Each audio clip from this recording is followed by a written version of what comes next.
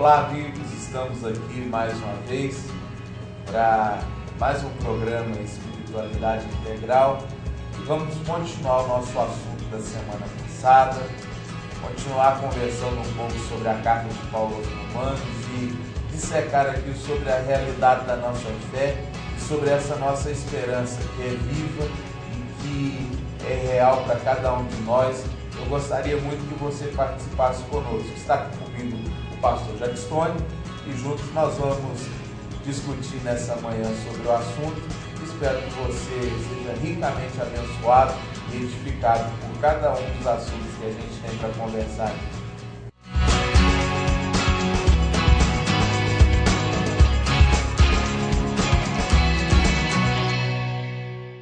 Então, para começar o nosso programa de hoje, nós gostaríamos de ler um texto na Bíblia, um texto que se encontra na primeira epístola, na primeira carta de Pedro, no capítulo 3, versículo 15, e diz o seguinte: antes, santificai a Cristo como Senhor em vosso coração, estando sempre preparados para responder a todo aquele que vos pedir razão da esperança que há em vós.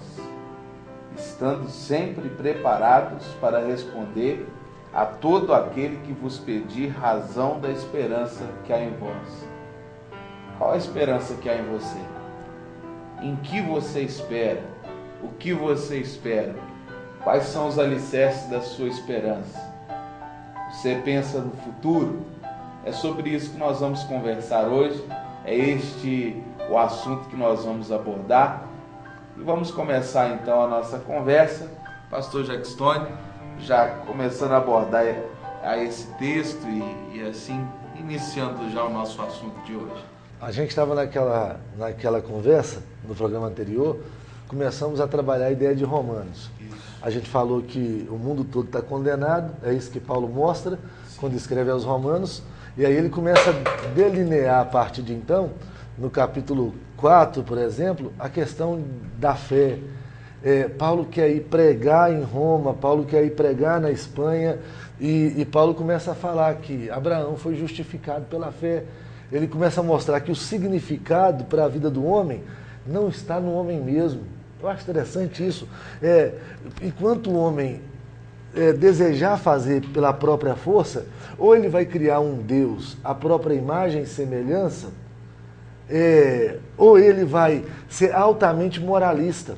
Ele vai falar para o cara não fazer uma coisa e vai fazer. E aí Paulo fala assim: para com isso, é tempo de crer. Existe um Deus real, um Deus verdadeiro, que criou o universo. Se relacione com Ele. Como? Através da fé. Aí o autor aos Hebreus vai definir fé como certeza de coisas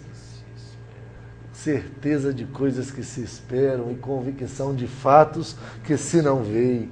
Eu acho interessante se relacione com o mundo por fé. É o único jeito do seu mundo voltar a ter sentido. É o único jeito da alegria voltar à sua alma. É o único jeito de ter esperança para acordar amanhã de verdade. A batalha pode ser a pior possível, a pior do mundo, mas se você crê nesse Deus, você fala: eu tenho razão para acordar, e amanhã, por causa desse Deus, isso pode ser melhor. E é interessante que Paulo começa o capítulo 5, que você fala sobre o 4 aí, que é essa ideia de Abraão, e ele começa o 5 falando dessa ideia de esperança. Ele vai: justificados, pois, mediante a fé, temos paz com Deus por meio de nosso Senhor Jesus Cristo, por intermédio de quem obtivemos igualmente acesso pela fé a esta graça na qual estamos firmes e gloriamo-nos na esperança da glória de Deus. E não somente isso, mas também nos gloriamos nas próprias tribulações, sabendo que a tribulação produz perseverança, e a perseverança experiência, e a experiência esperança. Ora, a esperança não confunde, porque o amor de Deus é derramado em nosso coração pelo Espírito que nos foi outorgado. Mesmo na tribulação, esperança. Esperança. É a mensagem para aquele que... Porque Paulo vem anunciando tragédia. Você é pecador, todos pecaram, o negócio não está em você. Abraão não foi justificado pelo que fez, você também não será justificado pelo que faz. Mas espera aí, no meio dessa bagunça toda eu te falo de esperança. O mundo está debaixo da ira de Deus, isso, mas há esperança. Que palavra maravilhosa é assim, temos paz com Deus. Você já pensou? E essa esperança que não confunde, porque o amor de Deus é derramado. Não tem guerra mais. Assim, o distúrbio que o pecado trouxe ao Shalom termina com a fé em Cristo. Isso. Agora nós temos paz. Eu me lembro agora daquele homem no Evangelho, daquele gadareno, que tinha uma legião de demônios, vivia num cemitério e ele se cortava todo. Ele era uma atração circense. O pessoal colocava nele correntes para ele arrebentar aquelas correntes. E aquele moço se encontra com Jesus. E o que mais me impressiona naquele texto é que diz que no final daquele encontro, aquele moço está sentado, vestido, em perfeito juízo. Ele encontrou paz. Ele encontrou a Jesus e ele encontrou paz.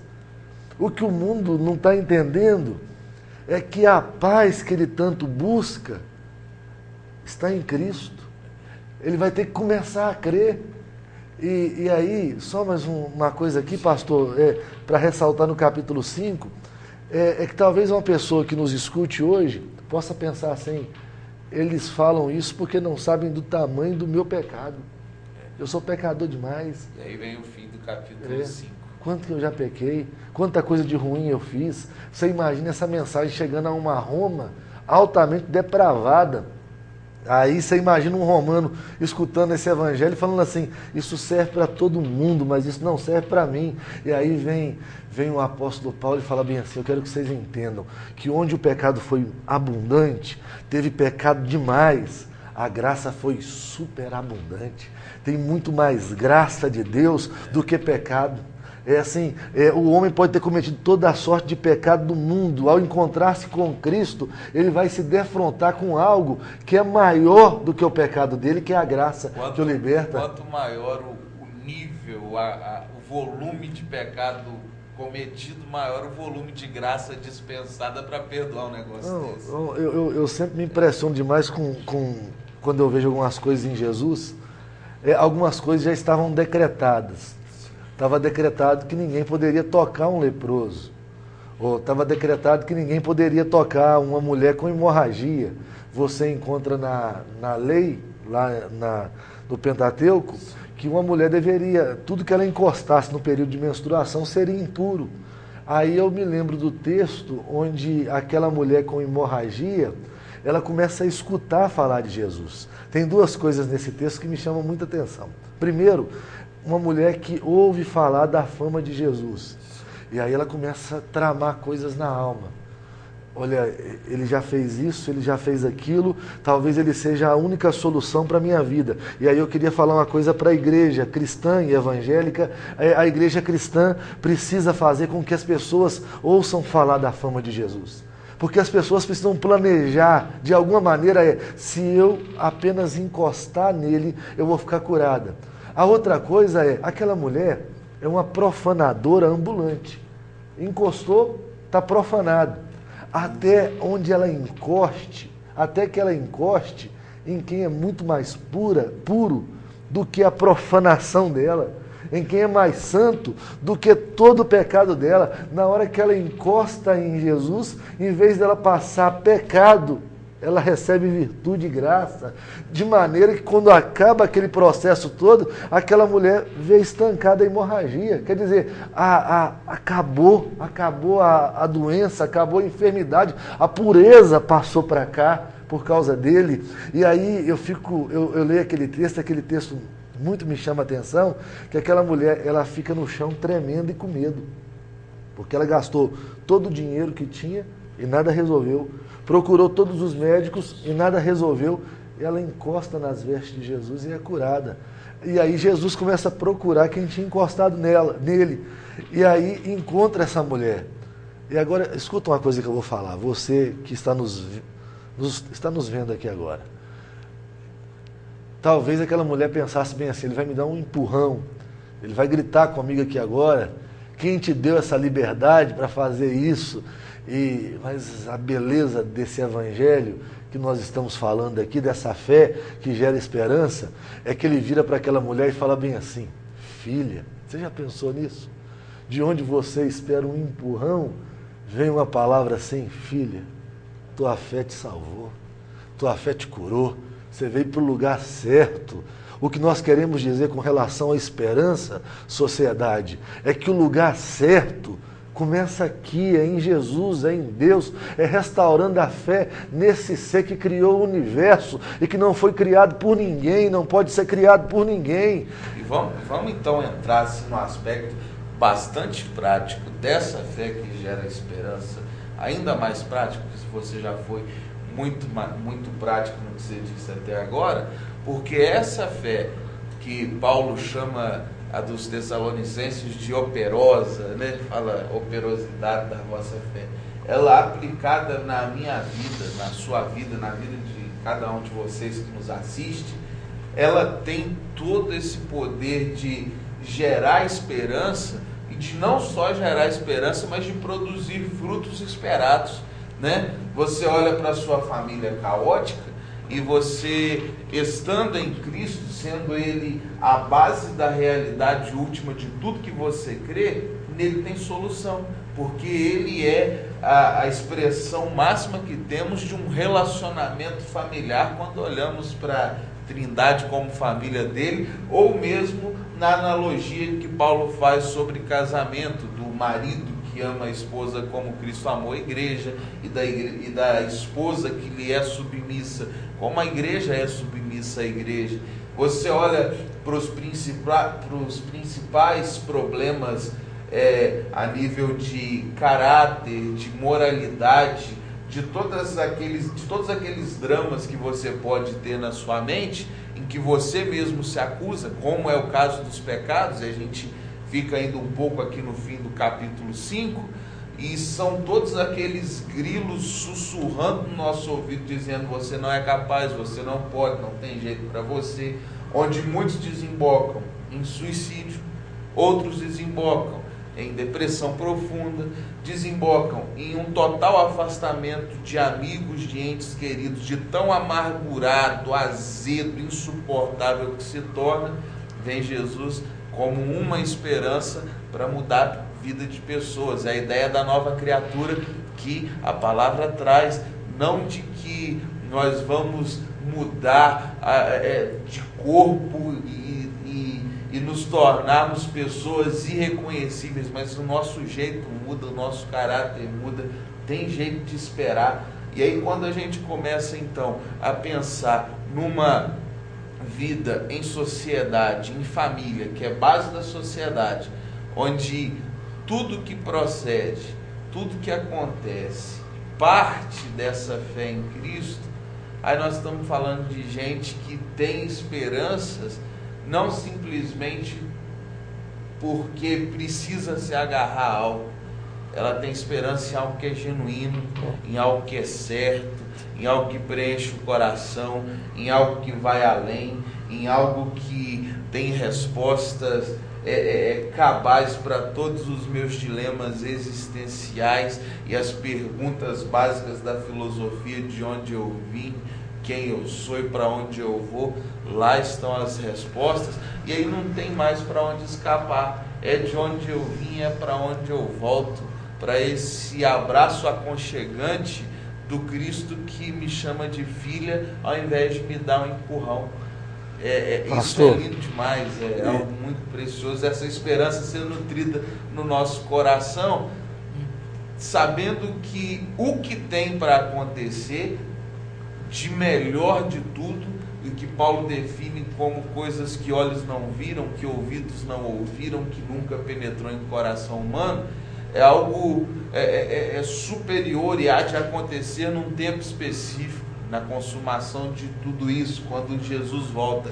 Mas você já viu? A gente participou há pouco tempo de um encontro de famílias que o tema era Minha Casa ou Minha Família, um pedacinho do céu.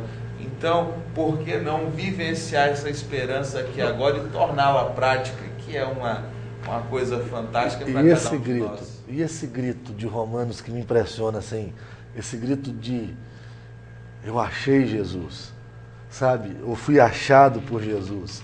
Você vai para esse capítulo 7, pelo menos a forma de eu compreender o capítulo 7 num determinado momento, me parece que Paulo cria um ser, um homem que vive debaixo da lei, e Paulo começa a falar bem assim: o bem que eu quero fazer, esse eu não faço, mas o mal que eu não quero está sempre diante de mim. Um homem altamente conflitante, assim, ele é um ser surtado, porque ele vive querendo fazer uma coisa que ele não consegue fazer. Ele só consegue fazer aquilo que ele odeia. Aí eu acho maravilhoso quando chega no finalzinho do capítulo 7, e ele fala bem assim: miserável homem que sou, quem me livrará do corpo dessa morte? E aí vem o grito: graças a Deus por Jesus Cristo. Assim, que grito esplêndido é o grito de Romanos: graças a Deus por Jesus Cristo. E aí ele vai romper no capítulo 8 e fala bem assim: agora, pois nenhuma condenação há para os que estão em Cristo Jesus. Já pensou isso? Não tem mais condenação?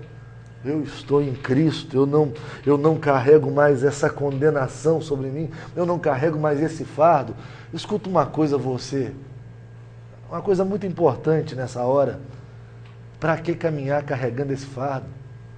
Para que viver uma vida inteira caminhando com essa culpa, sendo esse ser mais ambíguo possível?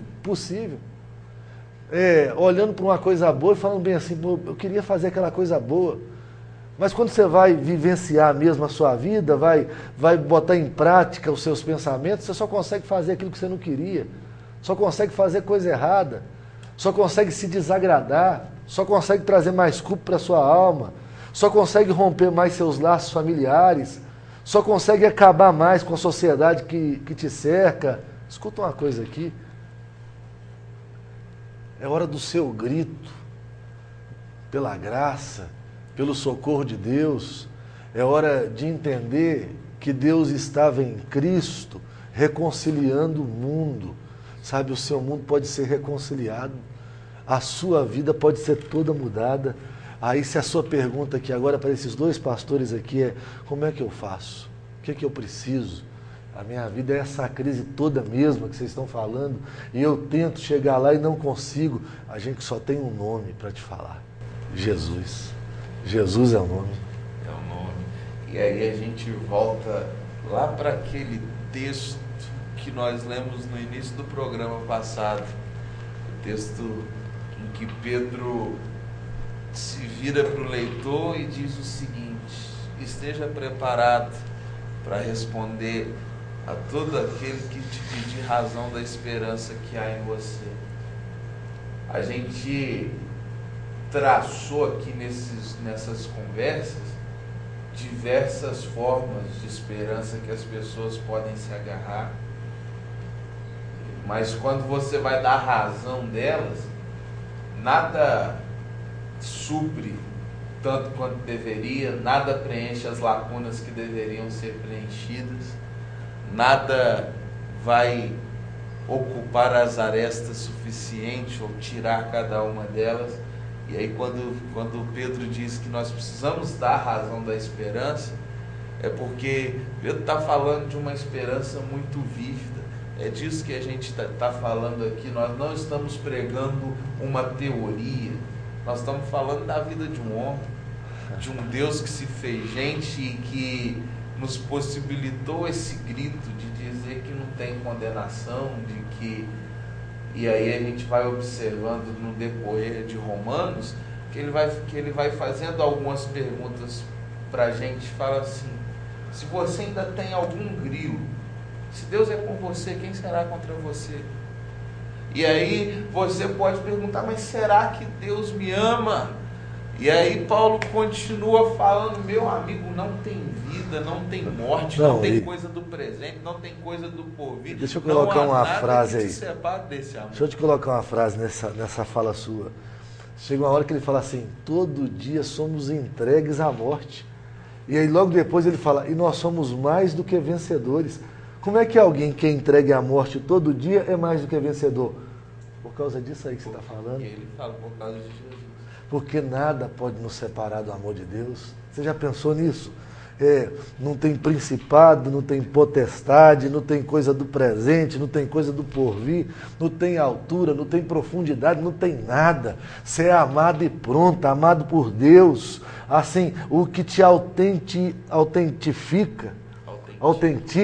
né? É esse amor. Você é amado por Deus, amado ao extremo, assim, amado de tal maneira, amado até as últimas consequências. E aí eu acho interessante, ele fala assim, sabe como você vai viver nesse mundo caótico então? Aí, com essa consciência e com essa verdade na alma, você vai viver como um cara que é mais do que vencedor. Mais do que vencedor, porque foi amado. E aí eu volto a falar de palavra antiga. Tem uma música deles que se chama Esperar é Caminhar. E ela vai traçando pra gente essa ideia de esperança, né? Que é essa esperança que não reside em nós. Eu posso esperar muitas coisas dos próprios resultados das minhas próprias lutas, de onde eu quero chegar. E aí vem palavra antiga e canta, eu espero em ti, embora sem saber como tu dirás, eu não sei, mas esperarei. E aí ele vai e repete, mesmo sem saber como tu virás, dentro de mim sempre reinará a sua paz, que me faz saber que esperar em ti é sempre caminhar. Essa esperança é uma esperança que não nos deixa parados. É uma esperança que nos faz progredir. É uma esperança que, apesar de muitos observarem e dizer assim, mas não está girando do jeito que todo mundo gira, não está dançando conforme a música que é tocada, parece que não tem nada acontecendo, mas tem coisa demais acontecendo. Para muitos pode dizer, mas parece que não vai para lugar nenhum, mas a gente sabe para onde a gente vai. E aí quando a gente faz essas grandes perguntas para algumas pessoas que ainda não assimilaram Jesus como o foco maior dessa esperança, a gente encontra essa problemática. Você sabe para onde você vai? E a pessoa engasga, ela respira fundo, e ela te olha e ela não encontra respostas. E você só vai ter essa resposta de forma cabal, de forma definitiva, quando você conseguir entender essas realidades que estão contidas em Romanos. E aí você vai conseguir fazer o que Pedro te disse para fazer. Dar razão. Da sua fé. Explicar. E outra coisa assim, sabia que tudo que você faz, tudo que você é, toda a sua expressão de arte, nada mais é uma forma de talvez tentar entender quem é Ele, quem é Deus. Citou a palavra antiga de novo. O que Deus quer para a sua vida. Aí, há uma revelação muito clara e especial aqui.